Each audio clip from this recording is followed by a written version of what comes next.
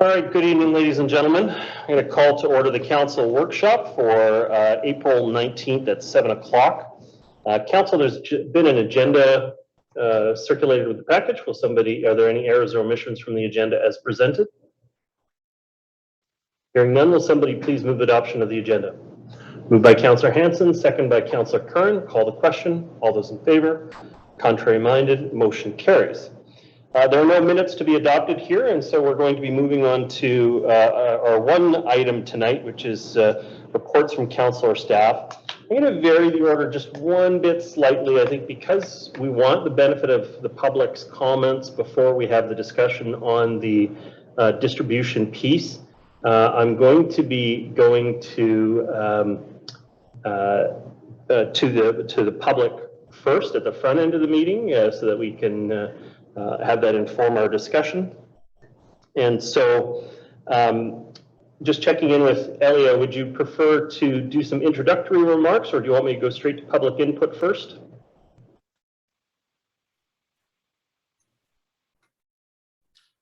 Mr. Wardell is going to introduce the workshop. Through your worship, please go to public input first and we'll follow up afterwards. Okay, great. So just generally to frame the evening before we go into public input, I did just want to point out that the council has already passed the budget that we're talking about. The council has already passed that we're going to have a 3% growth in the portion that we need to claim back from taxation. Tonight's discussion is entirely about distribution. It's about apportioning it between the different classes to make sure that we're equitably collecting back the tax in order to be able to support the services from the District of North Vancouver. And so what I'm going to do now is I'm going to invite members of the public who would like to speak to be able to join us. And I just wanted to confirm, I see online that we have an attendee. Can we just make sure everybody's invited into the workshop here? We have a speaker from an attendee there, Hazen Colbert. So my first speaker is going to be Jamie O'Connell here in person, and my second speaker will be Hazen Colbert. Any other members of the public wishing to speak can make themselves known either by raising their virtual hand or flagging me down here in the council chamber, and we'll get them into the order. But at this point, the first speaker up is Jamie O'Connell. Welcome. You have 3 minutes to address the workshop. Thanks. It's a bit different with the microphone. Your worship and council, Jamie O'Connell, I'm the financial manager at Allied Shipbuilders. We hope you've had some time to review the letter that we submitted on Wednesday, April 13th. We do think it's important to note that in 2021, Class 4 major industry made up only 1.3% of the total assessed property values, yet contributed almost 10% of the district's taxation revenue. We do continue to believe that we are funding far more than our fair share of the municipal tax burden. For 2022, we strongly recommend council adopt option 1 as recommended by district staff. Although we share your desire for the province to provide further solutions to the disparities created by the Port Property Tax Act, we also believe that the district needs to work with BC Assessment and Allied Shipbuilders to resolve our long outstanding assessment appeals. We welcome the mayor and council members to come for a site tour of the shipyard at any time so that you can get a better understanding of our property. Finally, we would like to thank the district's finance staff for providing a report in advance this year. We found the format and content of the report to be clear and concise. So thank you. Thank you very much for your comments. Next speaker I have is Hazen Colbert joining us virtually. Mr. Colbert, can you hear me? I can, Mayor Little. Can you hear me? Yes, I can. Welcome. You have 3 minutes to address the workshop. Mayor Little and council and staff. I had a disturbing situation occur last week. I'm going to be very quick about this. The license plate ended with 84W. It occurred exactly on April the 13th, 2022 at 12:19. That license plate, I believe, belongs to a member or a family member of this council. And I would ask that any surveillance of me in any form, please stop. Thank you, Mayor Little, and I close. Okay, thank you very much. Would any other members of the public like to address the tax distribution workshop? And I want to be clear, our normal practice with workshops is to have the public comment at the tail end, but because we wanted to inform the debate amongst council tonight specifically, I am asking for it at the front end. Would any other member of the public like to speak? So I have Peter Teven here joining us virtually, is going to make a comment. Joining us virtually? In person. Welcome to the new reality. Welcome, Mr. Teven. You have 3 minutes to address the workshop. Thank you. I'm virtual Pete. For the record, Peter Teven, 1900 block Indian River Crescent. Yeah, I've read through a portion of the materials. I've attended workshops like this before. And, you know, I imagine that council will sit here tonight and listen to staff's presentations and wish that something can be done to help out our struggling businesses. And I wish that as well. And then faced with the daunting task of loading more onto already strained taxpayers and considering, you know, my input at budget time about how we rank in taxation in the province fairly high. You know, I think especially in an election year, it'll be a daunting thing to say, gee, we should load something on residents and in order to give business relief. I think really what that speaks to is that we need to always be mindful to keep our budgets under control.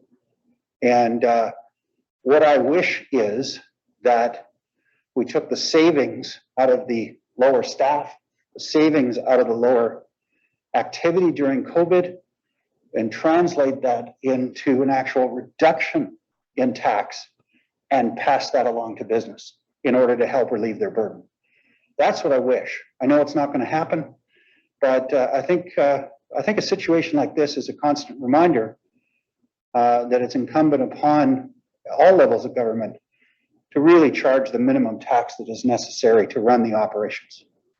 And so it's really just principle based, and that's what I wish is that we'd always be doing that. Thank you. Thank you very much.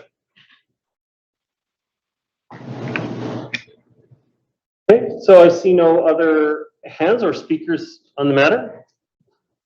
So council, I'm going to move on to Mr. Wardell's presentation, followed by council workshop discussion. Mr. Wardell. Through your worship to council, tonight's tax distribution workshop is to set the tax rates based on the 3% property tax increase that council approved for 2022 in the financial plan. Tonight, Mr. Elio Iorio, your manager of financial services, will summarize the tax strategy and present 2 tax distribution options for your consideration. So over to Mr. Iorio. Welcome. Mr. Wardell. Can I get share my screen here?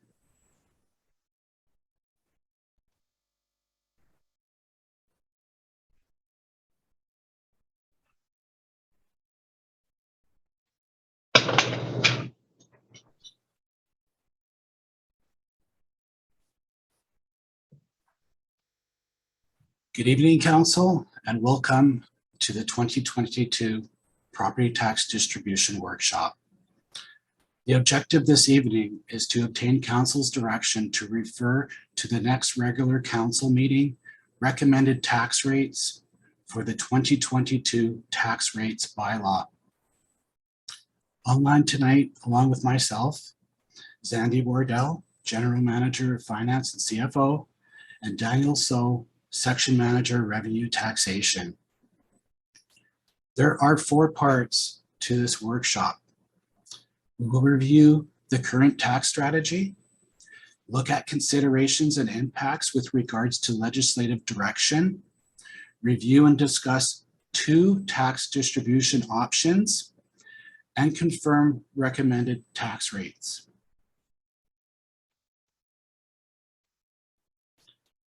In setting tax rates, the district has followed a tax competitiveness strategy designed to align its tax rates within the region in order to maintain and sustain a competitive tax environment. In the last 4 years, all tax rates have been set below the regional averages.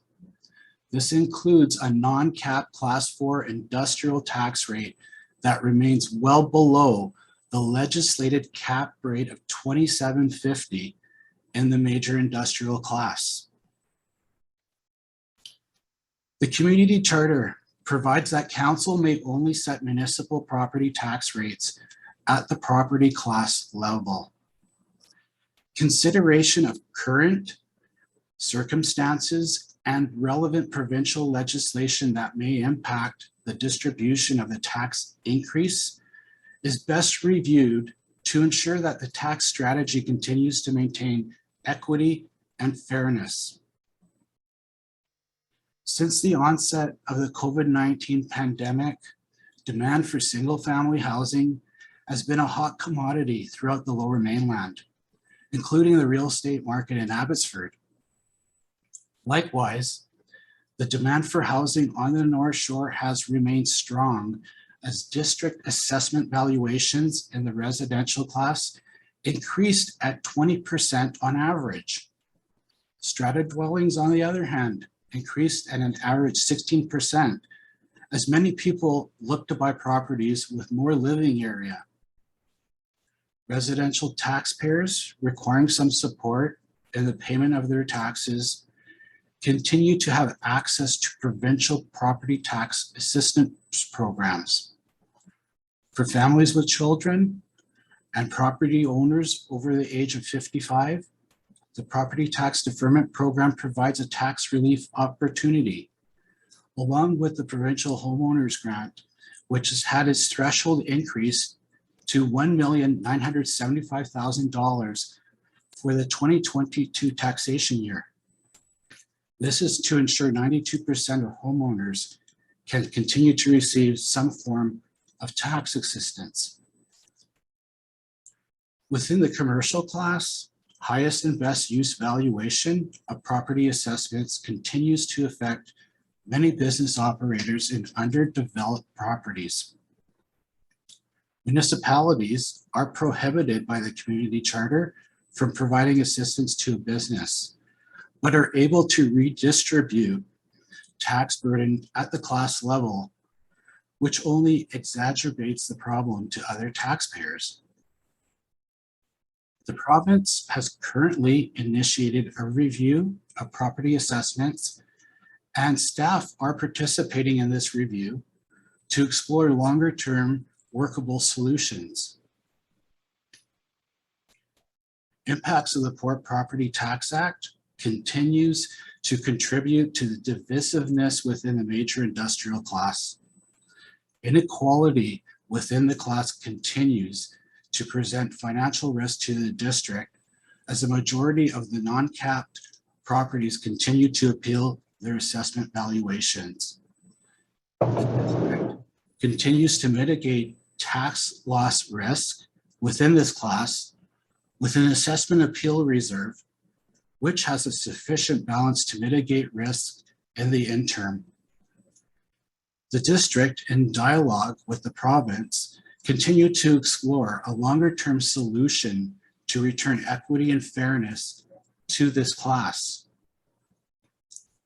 The considerations and impacts discussed provide background for the tax distribution options that Council will consider tonight.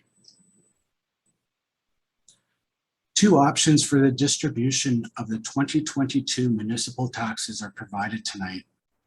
Option 1, the recommended option, across the board increase. And option 2, a full 3% levy on major industrial base taxes with a slight reduction in the business class. Option 1, the even distribution option applies the tax increase evenly over all available property classes, except those capped by provincial legislation. This option is recommended as it attributes the tax increase fairly amongst all classes. It achieves the specifics of the property tax strategy, ensuring that all tax rates are competitive, as they are below the regional averages. The rates set at an even distribution provide a stable starting point for any positive changes in legislation that may transpire through current municipal finance reform discussions with the province. Option 2. This option continues on the path of even distribution, but ensures the major industrial class as a whole increases at 3% overall. This option highlights the inequities realized by the workings of the Port Property Tax Act, while in the even distribution option, the class as a whole averaged a 2.63% increase. In this present scenario, the uncapped properties increased by 3.74% to enable the class to balance at a 3% overall increase. As an equivalent amount of taxes is collected in both options, the $46,500 generated is transferred to the commercial class for a 0.26% decrease in final distribution of 2.74%. This redistribution of the $46,500 from the major industrial uncapped to credit the business class provides for an average $30 savings in municipal taxes at the business class average. In this scenario, all tax rates continue to be competitive below the regional averages. Staff recommend that property tax increase option 1 be endorsed, and staff to bring forward a 2022 tax rate bylaw reflecting this option.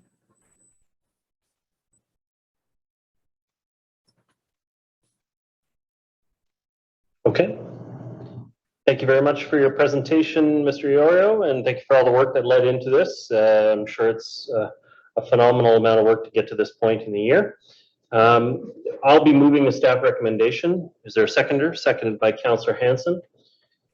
And so on to discussion. I do have a couple of questions about it, and I don't know if you have at hand, Mr. Iorio, the City of North Vancouver's tax rate sheet. Just as a comparator, I was kind of curious. I was looking back at 2021 between the district and the City of North Vancouver. And obviously the makeup of our industrial property is a little bit different, but the major uncapped on ours is $13.59 is the rate from 2021 for class 4 uncapped. And in the City of North Vancouver, it's coming up as $26.09 as the major industry uncapped. How could it possibly be that their taxes are more than double ours in the uncapped industry? Is it just simply that they don't have uncapped industry players in there, or is it really honestly that they've got double the rate of taxation for that group? Your Worship, I believe what's happening in the City of North Vancouver is very different than the district.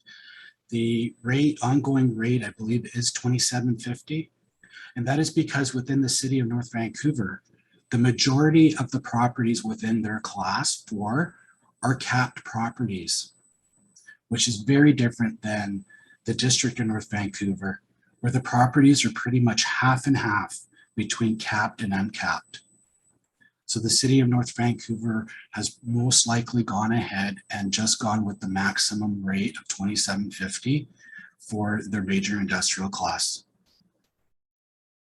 Okay, but we can't tell from this sheet what that returns. So it may be on just a handful of businesses rather than on a significant valuation as we have on the North Shore, or sorry, in the district. I believe their rate is $27.50, and that is because they have basically more properties that are capped. I don't believe it's because of the assessment value It is more because they have additional properties. I believe 9 out of 10 properties are capped within the city of North Vancouver. Okay. Okay. No, I just found it to be interesting that there was quite a disparity. I mean, within the business classes, the disparity is minor. Well, I mean, it's about $2 per thousand in the regular business class 6. And then the city of North Vancouver has a BIA subclass that does an additional $2 per thousand if you're part of the BIA. And so we end up being about $4 cheaper than the BIA class within for businesses, and $2 cheaper than their conventional general business. But I was just shocked by the difference in the major uncapped. So I guess thankfully those businesses are in the district because it would be more than double the rate in the city for it. But other than that, I think that this option 1 does present fairness. I get that it doesn't necessarily protect the other classes from some minor impact of reallocating funds within the major industry capped and uncapped together as a group. But I think it is defensible, and I think it responds to the priorities that council set at the in the tax workshops that we had. So I'll be supportive of the staff recommendation. Councillor Hanson, your comments? Yeah, thank you very much. And I'm also obviously by the fact that I'm seconding the motion, supportive of option 1, the even distribution. I don't think on this occasion it's necessary or appropriate for us to impose an additional burden on the non-capped heavy industry properties. And I think even distribution in the circumstances we face is the fairest way forward with respect to tax policy at this time. And I'm also respectful of the fact that it's the recommendation of those who are responsible for managing our finances and have done an admirable job in doing so. I would like to say a few words about the Ports Property Tax Act 2004. I mean, ever since I was elected 7.5 years ago, this has been an issue. There were amendments made in 2000 that allowed us to reduce the non-cap properties rate of taxation below the 27.5%. And that was a welcome relief. I mean, but for that change and applying that tax rate to the non-cap properties, their taxes would be double what they are today. And I respect that. But the underlying challenge is that the assessment system has increased the value of the uncapped properties at a very significant rate. They just keep going up. This is a product of market forces and the highest and best use principle, while at the same time the capped properties are only going up by approximately 4% a year. And the disparity between the capped and the uncapped just continues to grow. And this creates a circumstance that I don't think anybody looking at it from the outside would say is a fair situation in terms of tax policy. So I would certainly encourage the district to continue to make whatever overtures it could towards the provincial government with a view to trying to find a solution. It could be as simple as just a one-time readjustment of the valuations of the cap properties. That would provide at least some relief if there was a significant upward reevaluation by regulation of the cap properties. And of course, we could talk about other even more significant amendments, but I hope that the time will come when every year we don't talk about the unfairness and inequities that are being created and that are getting worse and worse as a result of the Ports Property Tax Act. Thank you very much. I'm happy to support the staff recommendation. Thank you, Councillor Hanson. Mr. Stewart, did you have a response? Yeah, Your Worship, perhaps Andy could just comment. I mean, Councillor Hanson has made a very eloquent argument about the discrepancies that are occurring as a result of the Property Tax Act. But perhaps Mr. Wardell could comment on the differences on the value per acre between the uncapped and the capped. And it's, if I could equate it, what if you had a private property, a residential property, where your neighbor got a break? And the break was like 4 times what you have to pay. But Mr. Wardell, maybe you could comment on the discrepancies of this, because this is really significant and it's really Yeah. troubling. My pleasure, through your worship. At this point in time, the non-capped port properties average between $4 and $5 million an acre. The capped properties average $350,000 an acre. Okay, and to Councillor Hanson's point, one of the conversations I think moving forward with the province is how do we increase the values of these capped properties and adjust tax rates accordingly. So in essence, the capped properties are dispersed between and within the non-capped properties, which is Mr. Stewart's point around your neighbors being taxed in a different way than you are. And it on the surface looks inequitable. This is part of the Port Competitiveness Initiative led by the province. And it's through their tax policy branch that we'll be having conversations moving forward to try and come to some resolution on this. Yeah, I would call it highway robbery. Anyway, that's Yeah, and I think that's the impression it gives when you look at the rate sheet, is that the major cap are paying double the rate. The reality is they're paying it on 1/10 of the property value, and which is a completely phony valuation for those properties, and very frustrating. I know you couldn't adjust for it and fix it all in one step unless you did sort of a grant process that receded or sunset over time, but it's really becoming a bigger problem as we go forward. Next speaker I have is Councillor Curran. Thank you, staff, for the presentation. Just a couple questions. Last year, can you just refresh our memory about what the split was last year? Mr. Iorio, can you recall, I think was it option 2 or option 5 that we went with last year? I'm trying to recall which one it was and what the makeup was on that one. Last year's option. I have another question, so I can come back to that if it's. Yeah. Should I do that?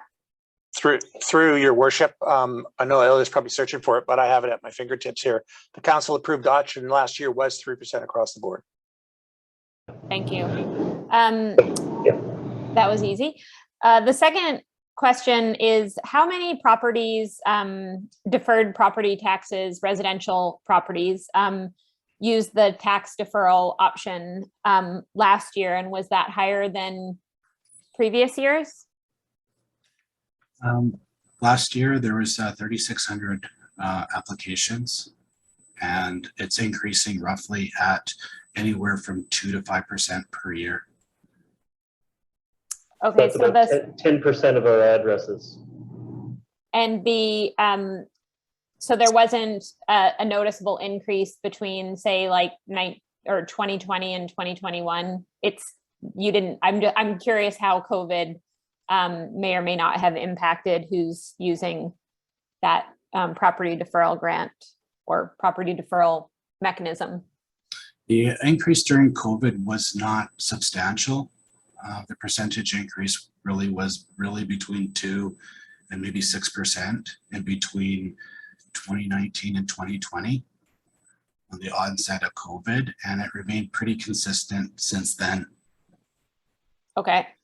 And then Councillor Hanson brought up the Port Property Tax Act, which we bring up every year and probably will for the rest of our lives. Hopefully not, but I'm not feeling very encouraged. It doesn't seem to be a priority for to change that. The other non-priority seems to be the small business, implementing a split tax class and the highest and best use around small business. I know there was an option that was presented. I'm wondering if staff that we did not end up thinking that would benefit the small businesses in our community. Can staff provide any update? Is what's happening in that space in terms of small business relief? What is currently happening at the moment is that the Small Business Tax Working Group, the regional group, is in discussions with the provincial government to basically go through some workable solutions and figure out which of those solutions would be the best solution for the business class in targeting the assessment value and the highest and best use and that assessment value to really provide some relief to the tenants that are operating on those properties. It's an ongoing process and we hope to have some type of solution by sometime this year. Thank you. Mr. Stewart, you have a response as well? Yeah, I just want to be blunt. I don't think that's going to happen. This is a very complex issue. The use of best use as it applies to whatever category that you're in has always been a political provincial priority to encourage redevelopment, and to retract from that will be difficult for them to do. I just being really honest with you, and it's a real challenge, particularly for our Triple P business tenants. This has been an issue for close to a decade now, and you know, we continue to have discussions with the province, but I'm not. I've got to be honest. I'm not hopeful that we're going to see that change this year. I'll just be really honest. Well, I think that's a more realistic answer. I agree. I don't think that the province is going to, unfortunately, make any big moves in that space. It would be helpful for us to understand. Thanks for I was going to ask the question about the impact. If we were to shift things around and $30 per small business annually, it's not a significant amount to do that. I guess it would be helpful for us to know. I know there's been talk about having a small business liaison. I don't know if staff could update on that, but just trying to understand the impact of both these property assessments that are, as triple net leaseholders know, the burden for those taxes falls on the renter.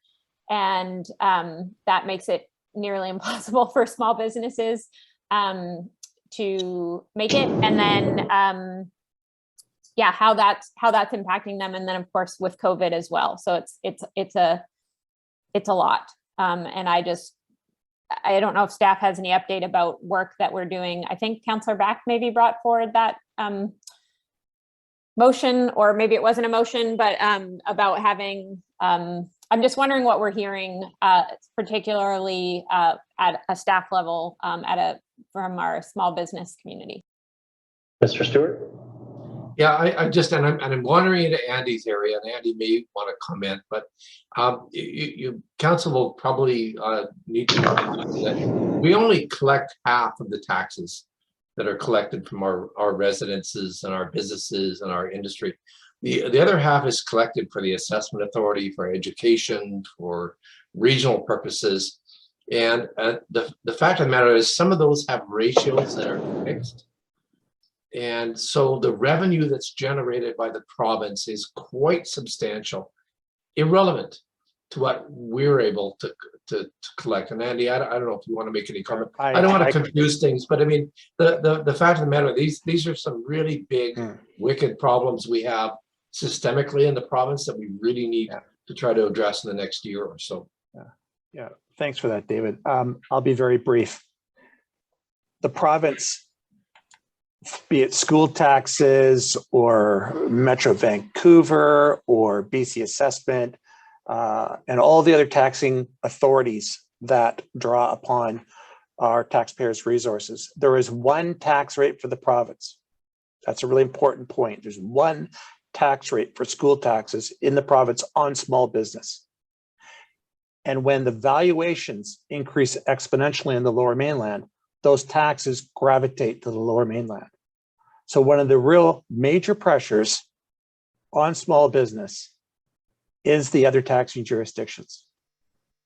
We do our best to keep it contained and looking at our local infrastructure and local service levels, but there's a major challenge that we face in convincing the province to look at the property tax base and how they set tax rates in order to accommodate taxes across the province.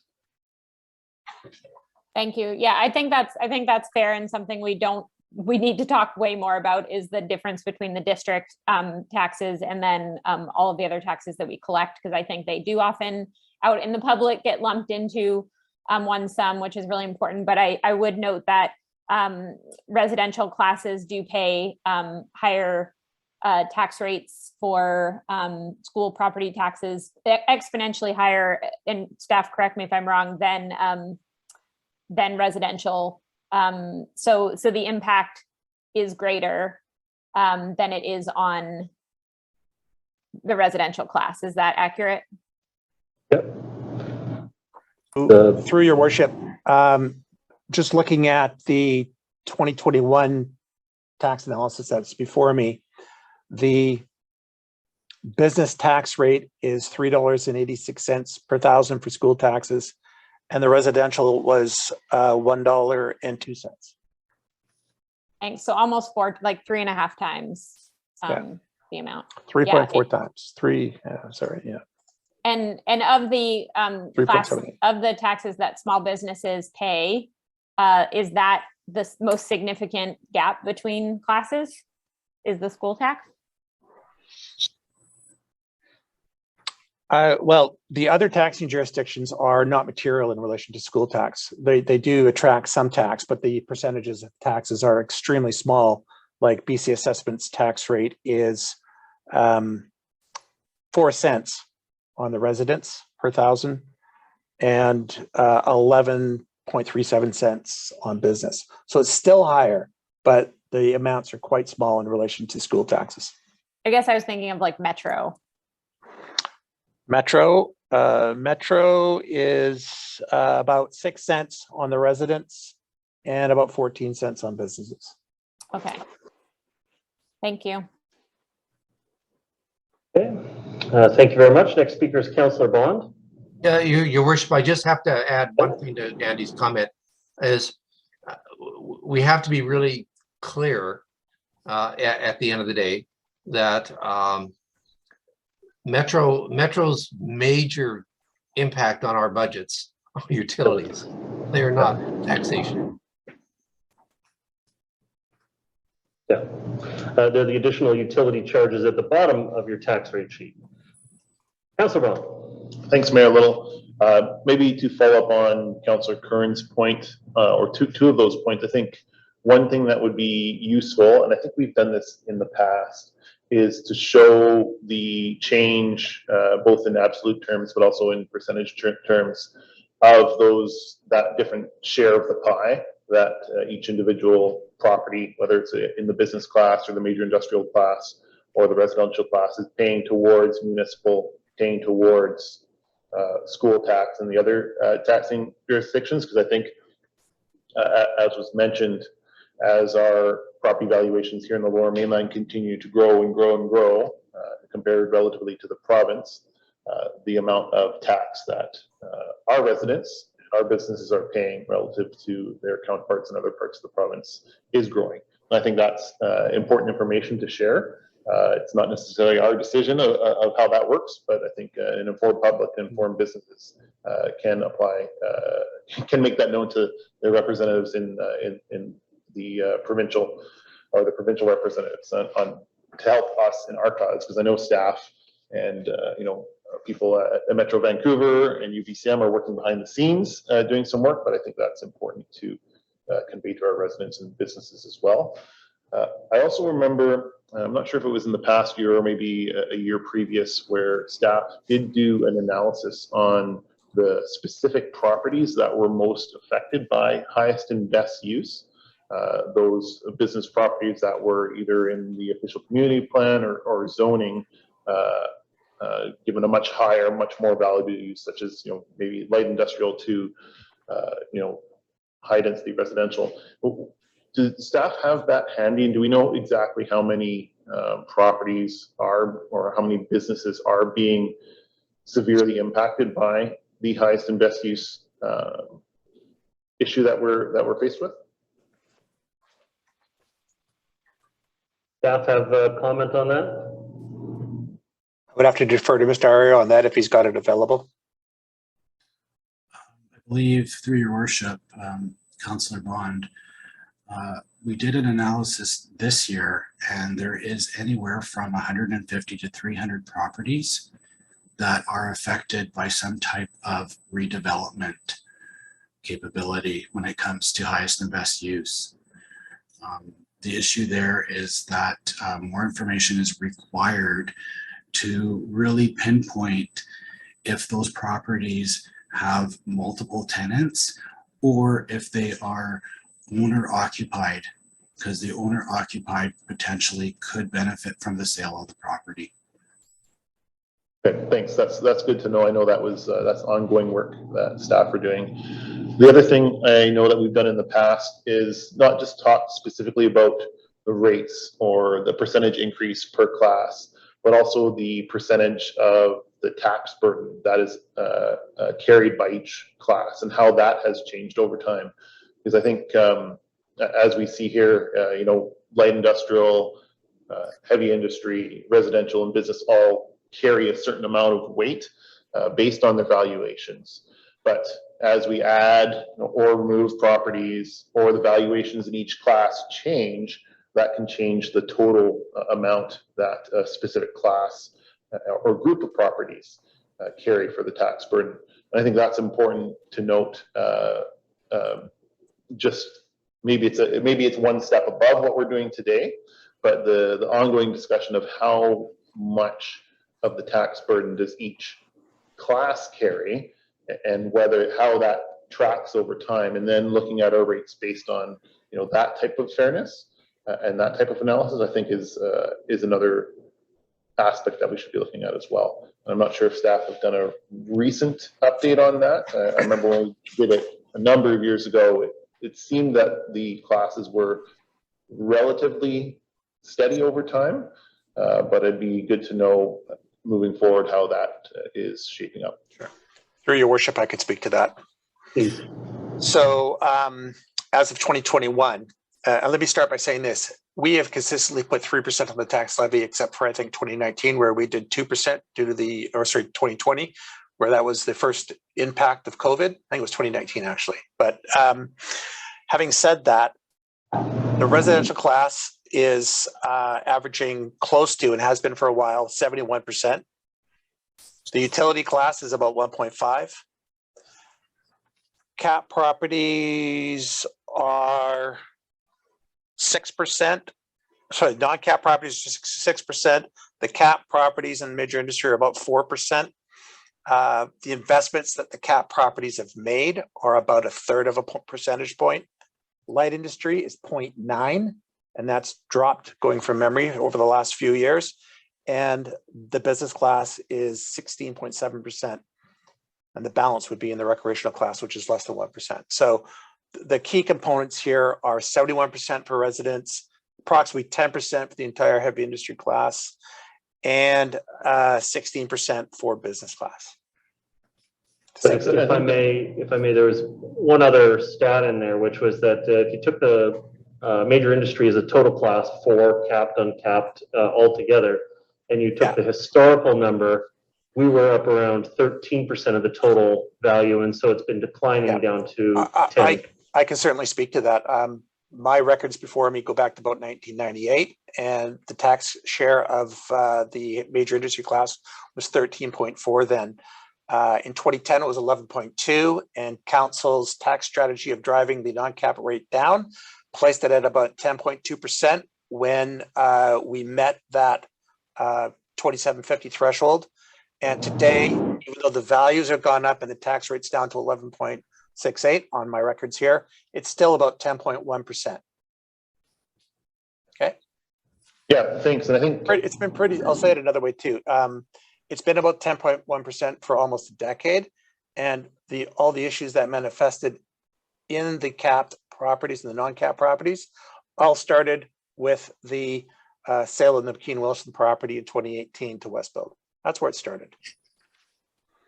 Thanks. And I think I'm interested in that question and that information because, as we know, The number of properties, the individual impacts for each class depends on the number of properties in that class. And we know we have some classes with very few properties, and where a 3% change or a higher change in one class like residential, where we have tens of thousands of properties, the individual impact of that is quite small. Whereas when we have fewer properties in a class and we set a tax rate, the individual impacts for each of those can be quite significant.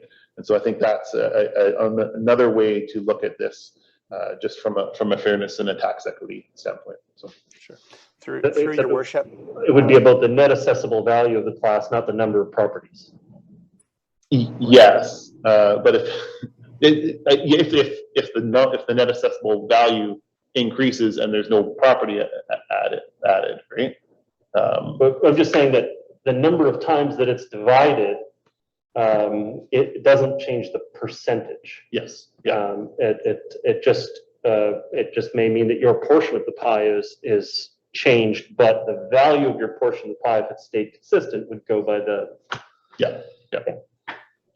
Mr. Wardell, you have a hand back up again. Through your worship, I think you covered it off. What I will say though is back to your introductory comment is that the community charter restricts us to the class level, and BC Assessment as an independent body, when they revaluation properties individually, that's where the dynamic changes between properties in a particular class. So to Councillor Bond's point, if it's a small class, sometimes those changes by BC Assessment can be dramatic, okay? And sometimes they find mistakes, and all of a sudden a tax bill goes up significantly, even though at the council level, when we look at these values, the decision is a level below we're capable of controlling. Thank you very much. Next speaker I have is Councillor Murray. Oh, sorry about that. Councillor Kern actually had her hand up first, or is that from before? That's from before. Okay, so Councillor Murray, your turn to speak. Thank you. I'm just, my feed is really bad, so I'm just picking up almost every second word, but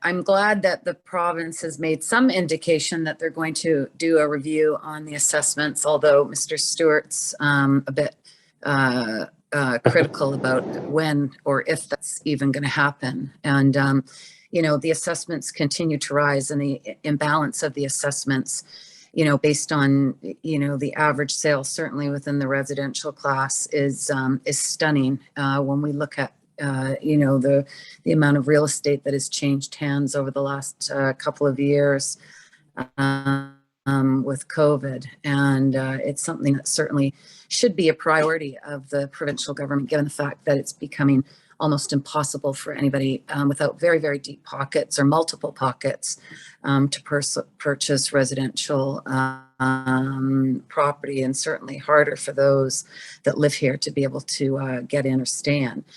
Equally challenging is, commercial and business, and the ability for small business to exist. And Allied points it out, and I thank them for supporting option one. They come forward every year without fail to point out, the challenges of their business, a business that has been in the district for decades. So certainly finance reform, taxation reform, assessment reform needs to be a priority of the province. And I know Mr. Wardell and his team and his counterparts throughout Metro are certainly working hard at, bringing forward that information to those provincial ministers. Certainly the comment, I think Mayor Little made it in regards to Metro, it's the utility costs that are really going to get people to sit up and pay attention with these multiple billion-dollar infrastructure projects that Metro is preparing for.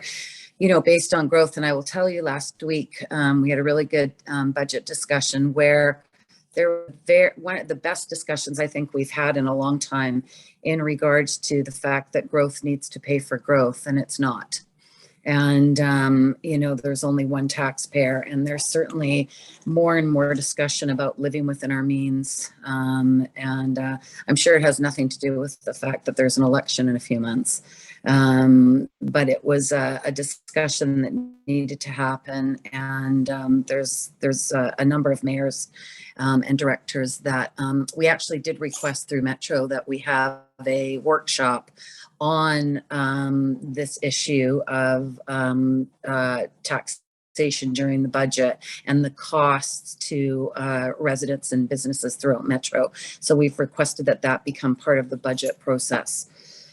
I will support, for all the reasons that council has laid out, the option one, as we've done in the past. And maybe Mr. Wardell, if you could just give us a little bit, Mr. Stewart's comment was a bit more cynical about the province, but I'm wondering if you could give us sort of an indication of the work that you've been doing to be able to sort of tackle some of these issues. Still, highest and best use, Mr. Iorio lays out, there's over 100 properties that will be impacted. And it often will be whether that business stays or goes. So maybe you could offer a little more comment on assessment review and taxation reform. Through your worship, I'll speak briefly to this. Be less cynical than I am, Andy. I'm doing my level best. Yes, if you could, that would be good. Thank you. Back in March of 2020, the province implemented what was known as the municipal enabling and validation legislation. And not a single municipality in the province picked that up. And I think there was a lesson learned in that exercise. And the fact that the province is reaching out and talking to the Lower Mainland Working Group is a good thing. So I'm going to leave it at that. But I am hopeful that a series of meetings with the province will bear some fruit.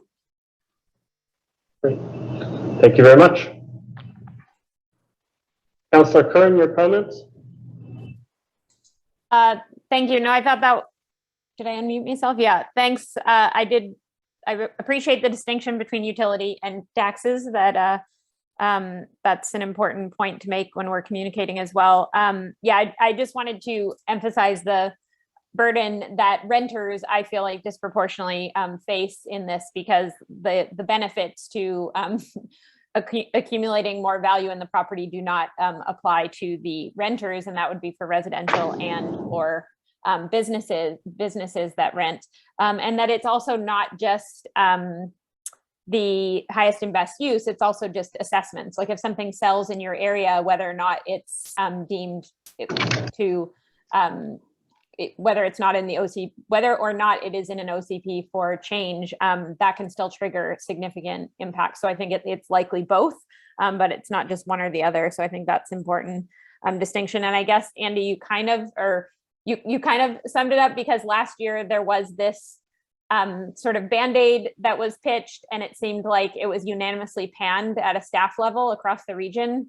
So that's what you were referring to for small business. Was it a split tax rate? Like, I can't remember exactly what it was, but it sounds like whatever the option that the province offered was universally panned. Is that accurate? Through your worship, that is a fair statement to make. A number of municipalities analyzed it, and it wasn't workable, particularly in the timeframes that were given to implement. It just, on so many levels, it didn't work. And then I know that Vancouver operates under its own charter, but are you aware of, were they able to do anything with split tax class, or they're still looking into that? Because I know every municipality is kind of grappling with the same issue of. Right. What I will say is the city of Vancouver is part of the conversation. Okay. So, okay. All right. I see Councillor Forbes.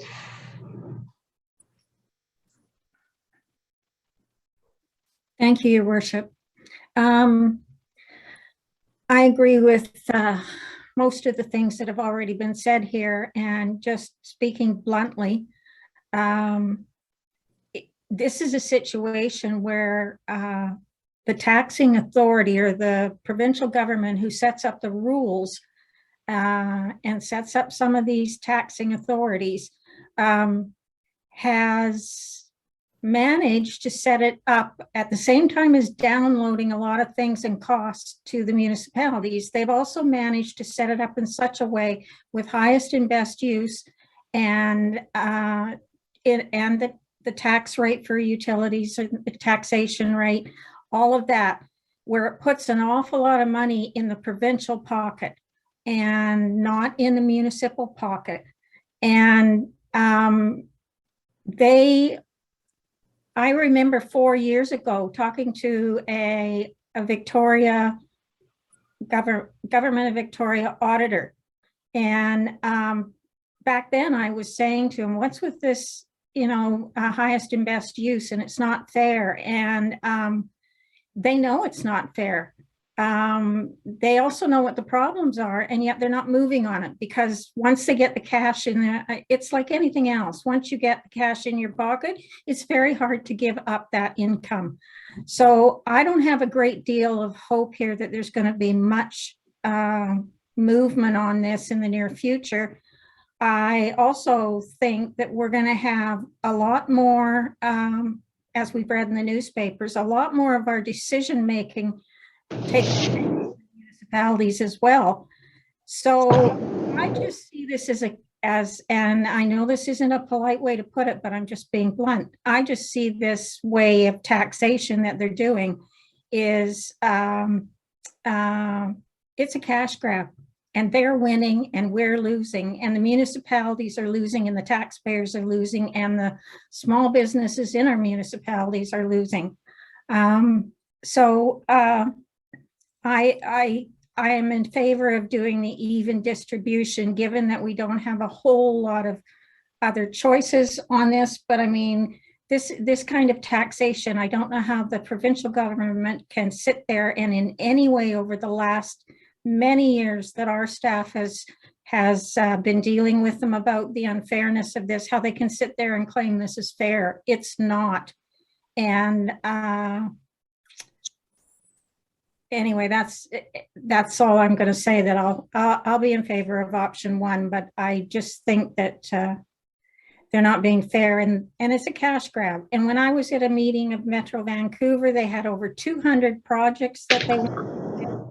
I'm glad to hear what Councillor Murray said about their relooking at living within their means, because they had over 200 over budget projects on a list that they wanted to get done. And I think it's time that all of us, whoever we are, whatever taxing authority we are, that we all have to live within our means, as well as growth living and paying for itself. I mean, we have to stop spending what we don't have, because it's forcing people out of areas that they want to stay in or that they want to move to but can't afford to. So this is like the government has like 5 roads in to get your taxation dollar, and the municipality has one avenue. And I just like to say, just really important, it's in the tax notice, explains, we're doing better at explaining to the public about the money doesn't all go to the district, but it would be really nice if we kept up as well, and we also explain to them the percentages of and who's actually responsible for certain taxing authority here. Thank you. Okay, thank you very much. I will just make one comment on that. I think I'd be cautious about calling it a cash grab on the highest and best use valuation. The way the policy is set up, it makes it so that a building that is built to its highest and best value, they're getting a discount on the taxation, and a building that is underbuilt to the valuation is really getting surcharged effectively. And so it's a winner and loser situation. The government doesn't get more money because of it. It just shifts between somebody who's fully built to their valuation versus somebody who's underbuilt to their valuation. The perennial standalone restaurant in C9 zoning on Marine Drive that has 4 stories mixed use on it, they are by far over contributing in taxation relative to one that has mixed use actually built above it. And so I think it is, as Mr. Stewart said, it's an extension of provincial policy to try to pressure, particularly in that commercial group, pressure them to redevelop to their highest valuation, which I don't know, makes you cautious about doing prescriptive zoning in areas like we did in Marine Drive, where we went out ahead of time, did the research, and came up with what we thought would be ample flexibility within the community. And the net result was to punish the standalone restaurants in that corridor with a very high valuation relative to their usage. Maybe a good catalyst for pressing them towards redevelopment when you want to, but it may also mean that there's a significant imbalance in the taxation there. Councillor Forbes? Just one other thing one other comment I just wanted to make. I'm not surprised that the amount of taxpayers using the deferral program hasn't gone up hugely, because there are some negative, if you go into and you look at that, there are some negative impacts to that. And I know it starts at 55, but there's an awful lot of retired seniors where they have put off or deferred their taxes because they couldn't afford to pay them, and now they've lost substantial amount of what they would have had in equity because of doing that. But there are some negative consequences to deferring taxes. So I just wanted to say that it's not like it's this magical thing. It may be for a few or for some, but there are negative impacts on doing that as well. Thank you. Thank you, Councillor Forbes. Councillor Murray? Well, I can't help but pipe up, because when we passed the OCP, planning under Brian Bidwell went to the provincial government and asked several times if highest and best use was going to be applied in regards to the land use maps of the town centers. And on numerous occasions, the province said, no, we're not going to do that.